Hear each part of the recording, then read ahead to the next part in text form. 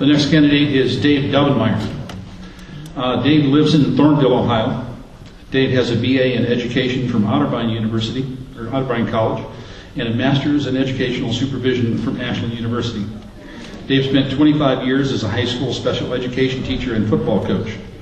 In 2000, after a 2-year battle with the ACLU over his right to pray with his football team, Dave has traveled the country standing up for Christian values and educating others on the U.S. Constitution and the original intent of our founders. He has authored 2 books, taught college at the graduate level, hosts a weekly radio program, and writes a weekly column on the National Foreign News with Views. Dave is currently head football coach at Fairfield Christian Academy in Lancaster, a program that he started in 2008. Dave and his wife, Michelle, have been married for 30 years and have 3 children. Dave? Thank you, Warren. Well, I'd like to welcome everybody for coming out tonight. Appreciate your time and effort to be able to be here. I was a high school football coach. Let me just give you a real quick little background. I was a high school football coach. Thought I was going to coach my whole life. Got sued by the American and Civil Liberties Union in 1997 for praying with our football team. And after a 2-year battle with the ACLU, I didn't lose my job. Believe it or not, we won that battle with the ACLU. But after that was over, I walked away and started Past Assault Ministries because I understood 10 years ago, 1997, actually 13 years ago now, the wave of I hate to use the term Christian, but anti-Christian American bigotry that was coming over the horizon. And I've tried to spend the next 10 years of my life fighting for the values that we all hold dear out in the public square. That is, in fact, what I've done. Last summer, in August, when they came home for the health care issue, I spent 7 nights sleeping outside Zach Space's office down in Zanesville. I didn't do it because I thought I was going to run for Congress. I did it because the Constitution guarantees us, First Amendment, the right for a redress of our grievances. And I was sick and tired of what I saw coming from our government, the fact that they were laying all types of debt and responsibilities on our children and our grandchildren without, as the Constitution says, a redress of grievances. Zach Space was our redress of grievances. He wouldn't come out and play.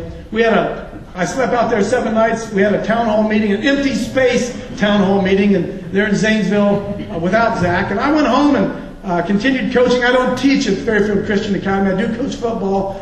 But just over the last couple months, I was looking for somebody. We have such a leadership vacuum in America today, folks. We need leaders like no time in American history. I've been a leader of men my entire life. That's what I've done. Young men who are running businesses now under the tutelage of as their football coach. But even more than that, here's what I see going on in America right now. There's going to be maybe 70, 65 new representatives in Washington, D.C. next November. And they are going to need somebody who is going to have some courage, who's going to be able to pull a team together. That is, in fact, what I do. I build teams. When those 70 guys come in there, I'm going to remind them, see, I don't just want to occupy Zach Space's seat.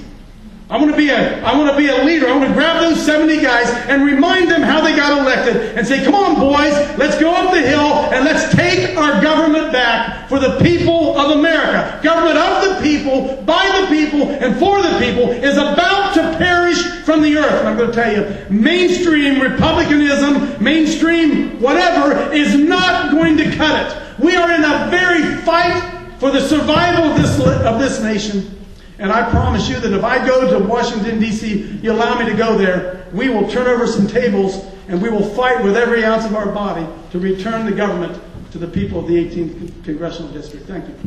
Thank you.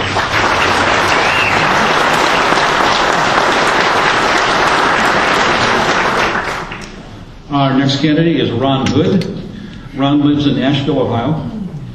Ron is a former 4-term state representative and executive director of membership communications for the National Right to Work Committee. He graduated from the Ohio State University College of Business in 1991 with a bachelor's degree in business administration with dual majors in marketing and economics. In 2001, Ron married Michelle Marie Dean of Xenia and soon after relocated to Central Ohio. Ron and his wife have 2 children, daughters Ella and son Edward, and a 3rd child due this spring. Congratulations. Ron? Well, thanks. I probably ought to correct the bio a little bit. Judah Levi was born about a week ago, and 7 pounds and 14 ounces and 20.5 inches long. So we're wonderful time to welcome a new family member, but certainly a hectic time to to welcome a new family member. But I guess that's the way it goes sometimes. But I am Ron Hood.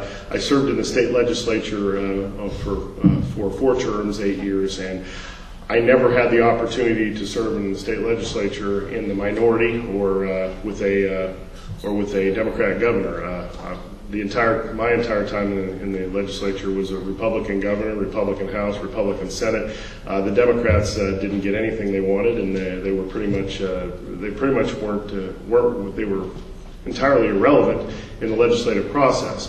So my problem is I spent eight years fighting Republican tax increases, fighting Republican anti-gun bills, fighting Republican spending, and fighting real lack of courage to tackle the issues that we need to bring jobs to Ohio.